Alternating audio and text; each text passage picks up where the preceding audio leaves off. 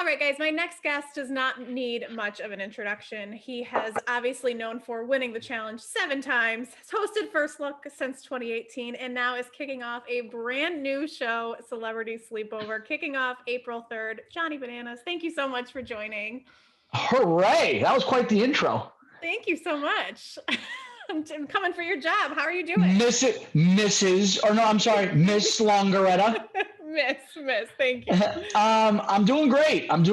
Like you said, it's been a whirlwind the last year. You know what I mean? I know. That's what I'm saying. Everyone's like talking about like COVID and how they can't wait to get back out and start doing stuff again. I'm like, I haven't stopped since COVID started. I mean, the only difference is I'm doing all my work pretty much out of my house now, as opposed to, out bouncing around on the road or, dangling off buildings in other countries. So much so that they've essentially turned my living room into a production set. And, now my house is full of production equipment and gear and all this other stuff. And yeah, we're hosting a show out of the house. Pretty great.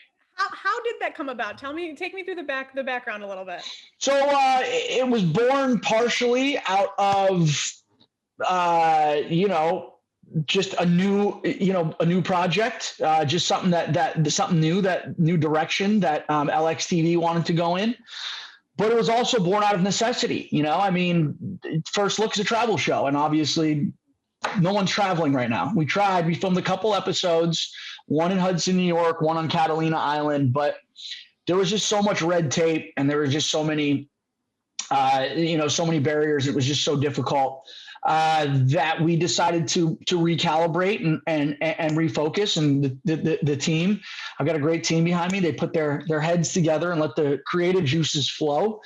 And Celebrity Sleepover was born. So we basically took your traditional, late night talk show format, threw some really fun elements into it. The sleepover theme, the pajamas, maybe a cocktail, some bananas, mixed it up. And, here's what we got. We got a pretty spectacular product.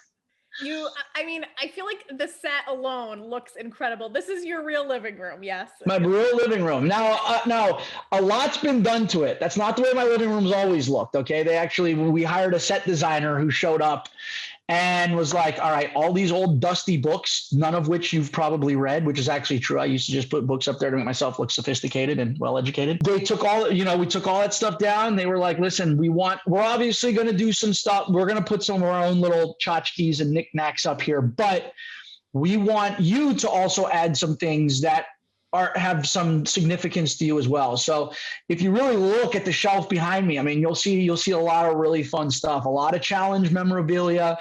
My award from the hottest male, the Real World Award Show Bash years back, my fishbowl, my bananas helmets up there, a bunch of just little knickknacks from the past. So, but the set, I mean, they couldn't have done a more spectacular job. Every time I walk into my living room, I feel like I'm in, Pee-wee's Playhouse.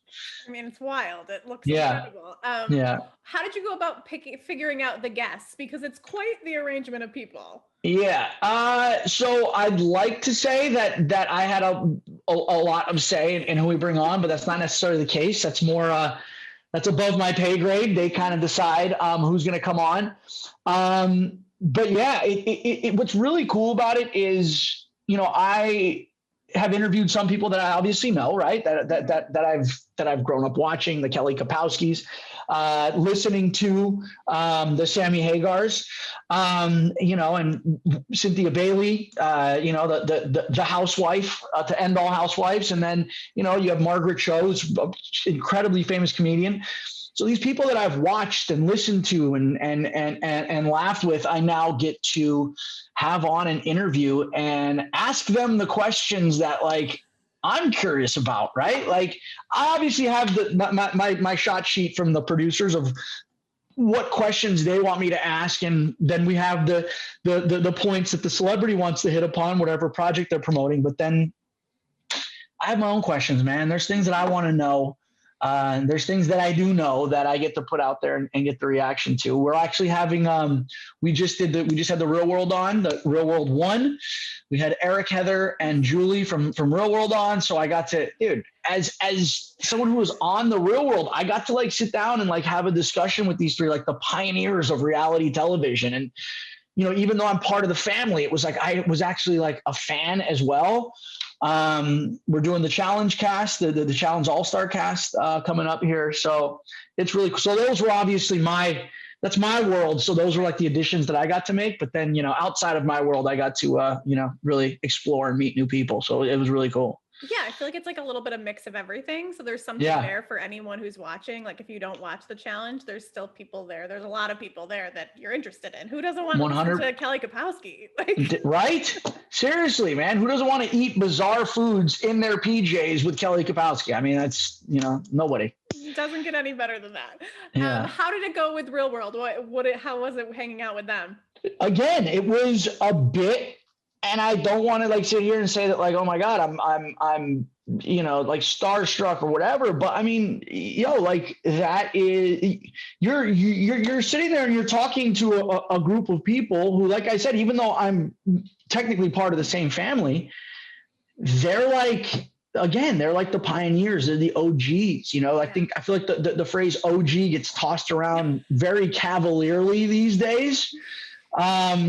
And they truly were, man. I mean, reality television, it's crazy to sit there and talk to somebody that was on the forefront and that created, I'm a part of reality TV, right? I've maybe added my mark and, you know, my addition to it, but they were like the creators. So it was really cool to be able to, again, like just, I guess like nerd out in a way and just kind of ask a lot of the questions and dig into a lot of the topics and the ideas and stuff. Usually I'm the one being asked about reality TV. Usually I'm the one being asked about the challenge and that sort of thing. So it was like, I got to be on the other side and I got to like ask them and get their answers. And we played a really fun game with them. Which goes along with the theme of stop being polite and start getting real. And it's basically trivia about things that's around their season of the Real World, not just their original season in 92, but the homecoming. And if they get it wrong, they are then forced to answer a question or do something with one of the other cast members that may get real and very impolite. So it's kind of cool, like seeing them squirm a little bit, you know? Oh God, I cannot wait. I feel like this is like the collaboration of all my favorite worlds. Yeah, awesome. Dude. Yeah. Do you feel like people have like taken up more of a love for reality TV during the pandemic? Because like I even have gone back and watched old seasons of The Real World that I didn't even remember. I recently rewatched Key West, honestly, and oh man, there was a lot that I did not remember. I know, me too. I mean, I think that was one of the coolest things. I mean, just to go back real quick to their cast, and like if you watch the first episode of their season, it's like, here, the 7 of them are, I mean, Eric was, you know, via Zoom, obviously.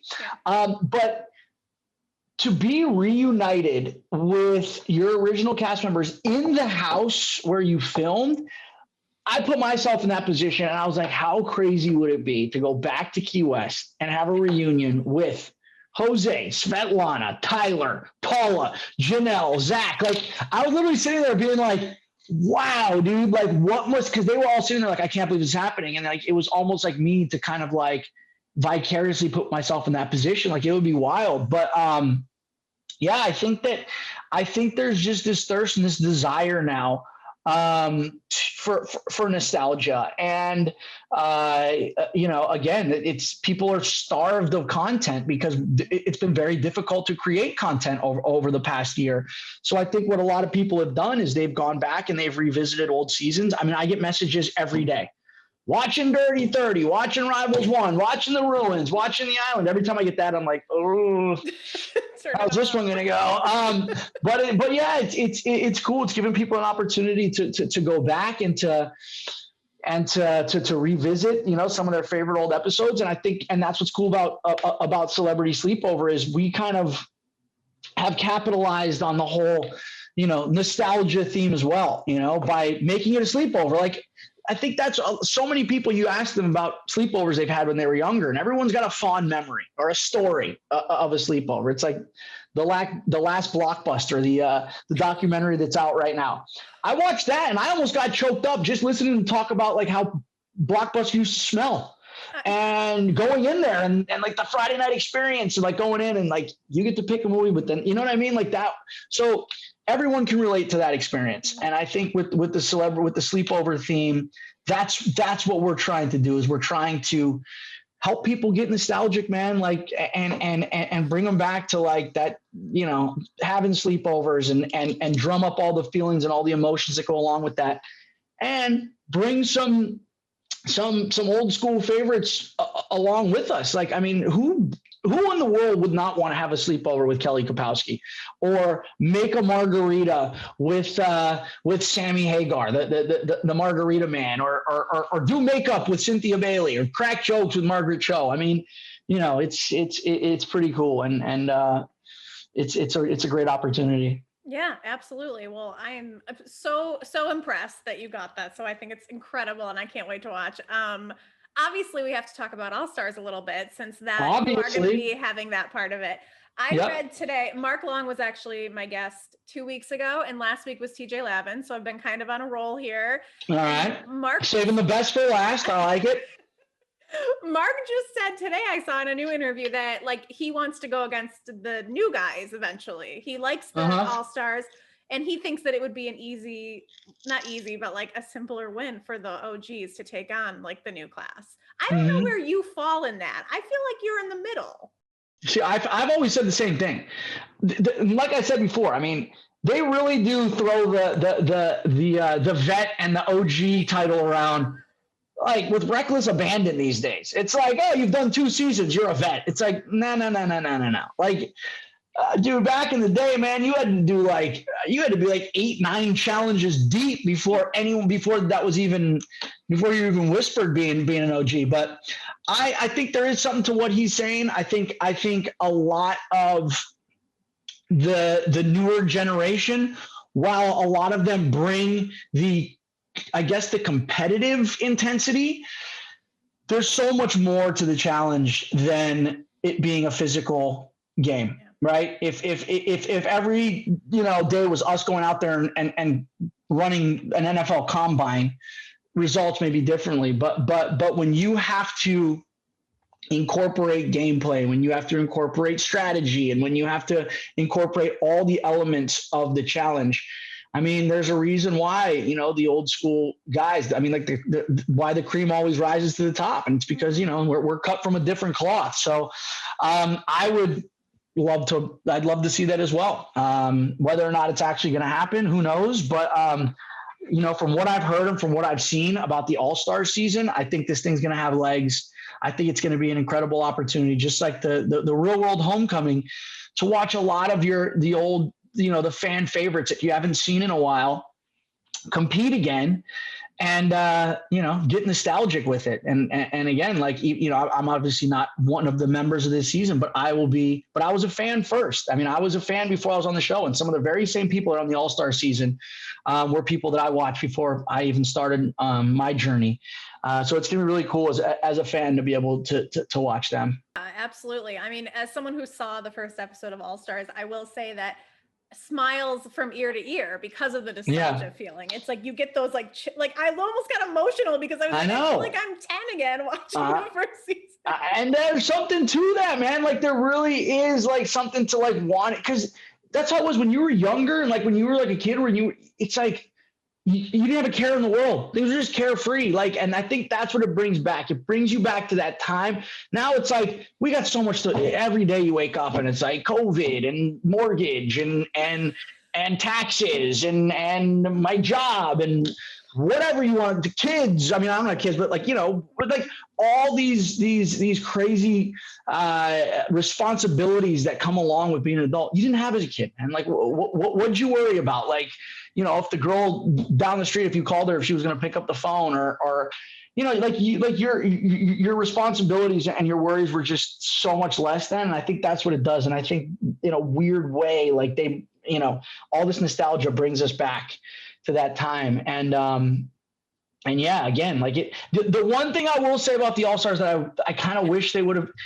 I wish it would have been a little different than the normal challenge as far as the challenges go. Like, I wish it would have been more of like the old school challenges, like smear paint on your body and paint a canvas, or, you get in a chicken suit and run. Like, I wish they would have brought back the old challenges to really make it old school. But I mean, it's gonna, listen. Beggars can't be choosers. So I'm just glad that we got to. See, I feel like it's nice to see people not like in their 20s still doing these really hard challenges, and like I'm gonna say like kill it a lot of the time. Yeah. I mean, listen, I would listen. I love. It's cool that like they mixed in all the difficult traditional challenges, but again, I think what made the challenge back in the day so amazing it wasn't necessarily. I mean, the challenges were there as well, but it was more of like the fun party environment that was created within the show, right? Mm-hmm. Like back in the day, like the challenges. I mean, you're obviously there to play the game, but the game was also almost like in addition to this party environment that we're in. It's like, yeah, we're going to go for a party and we're also going to compete in games. Now it's the exact opposite. Now it's like, we're here to compete and we kind of party on the side, but not really. And I think that's what used to make the challenge so much fun, was showing up and being like, dude, and like just this awesome like circus environment, dude, where you just got to have all the fun in the world. And I think that may be the element that's missing. Yeah. Take some of the seriousness out of the show and take some of that mind numbing stress away and the isolation, and make it more of a fun experience as opposed to prison. So it's safe to say you're not done with the challenge, even though you're just kind of doing other stuff right now. Is it safe? Is it safe to say? I think Emily, so, where'd you get that little kernel from? Listen, I'm going to say, listen, I'm not somebody, and I've said this in the past, who's going to sit here and be like, oh my God, I'm retired, and do that whole thing.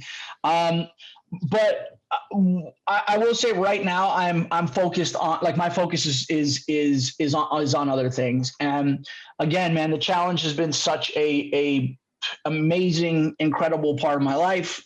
I had the ability to grow up watching myself on TV.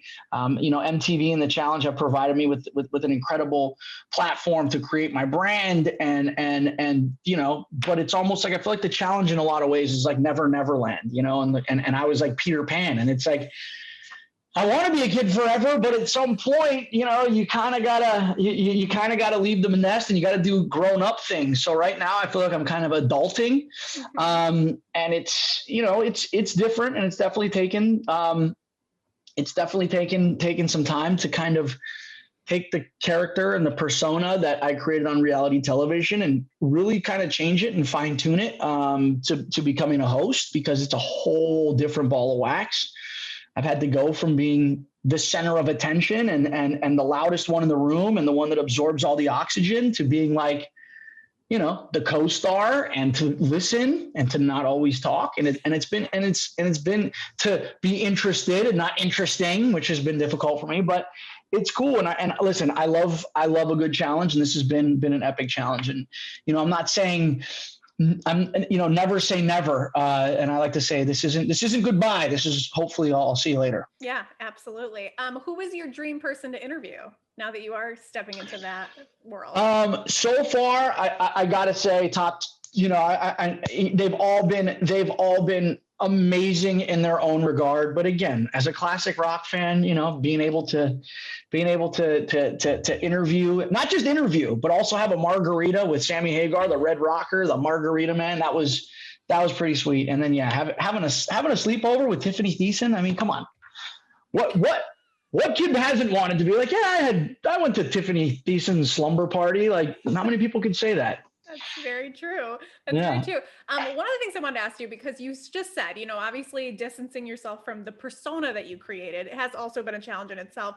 What is the biggest difference between Johnny Bananas Key West and challenge versus Johnny Bananas host? I mean, I said, I mean, I kind of made some of the points, but I think the most important one is, I guess, a lot, my character, my persona, whatever you want to call it, my on-air personality on the challenge, a lot of it was created based on the environment that I was in. So the challenge environment forces you to be a certain way, especially if you're going to be successful.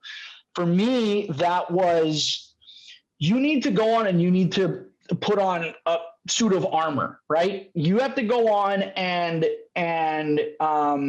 because you're going to be, I mean, you're in, like they say, there's no honor amongst thieves, right? You're in a lion's den, and everybody there is trying to get a leg up on you constantly, and they're always trying to figure out, how to strategically or whatever get rid of you. And I almost created this really in your face, loud, over the top, sarcastic personality as a way to like keep people at a distance, right? So if they're interacting with this larger than life, in your face, loud, boisterous personality version of myself, they're not getting to me, because the person that I really am, believe it or not, despite what you may see on TV, is actually pretty like sensitive guy. I have emotions too. I have a heart, despite what a lot of people may think. And I always use my sense of humor and my sarcasm as a way to keep people at a distance. With hosting and First Look and now Celebrity Sleepover, the point is to get the most you can, the most authentic, the realest version of the guest that you're having. And you can't do that by always being a jokester or always cracking jokes or always being sarcastic. It's almost like you have to get on their level. And I've been able to show a much more vulnerable, sensitive, different version of myself than on reality TV. And again, I'm not gonna say it's been a struggle, but it's just been different. It's been weird being able to like let my guard down and be like okay with being that version of myself, the version that like my family knows, my girlfriend knows, close friends of mine that I've known forever know.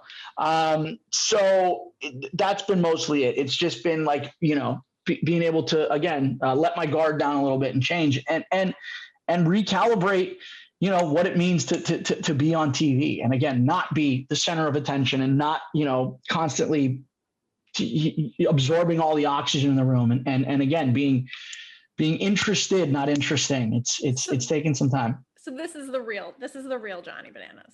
Yeah, I wouldn't say, it's not to say that who you see on the challenge isn't the real me. I mean, that's the real me. That's just a much more colorful version of me. That's the always on version of me. I do have an off switch, right? And I think, again, Celebrity Sleepover, while I still, trust me, you're going to get your doses of bananas, but you're also, again, going to see at times a much different, much more, serious, I guess, buttoned up, even though I'm wearing pajamas, which are usually unbuttoned, more of a buttoned up version of myself. And again, it's been cool because what it's enabled me to do is I know how to be reality TV. I know how to be Johnny Bananas on the challenge, and I know how to be that guy. What I didn't know how to be is the host. You know what I mean? That's more well-rounded and I feel like now I have more arrows in my quiver. You know what I mean? Before I was just like a one-trick pony, and now I have the ability to branch out and be a different version of myself. And not everything has to be a comeback or sarcastic or something like that. And a really good piece of advice that I had gotten, and from other hosts that I've watched, like Anthony Bourdain and Mike Rowe, and I love The Miz as well, is especially with the host, if this person's always cracking jokes, it's like you're not going to take anything they do or say seriously. So a well-timed joke occasionally helps the information go down. And they land a lot better. And that, again, that's been, something that I've had to learn as well.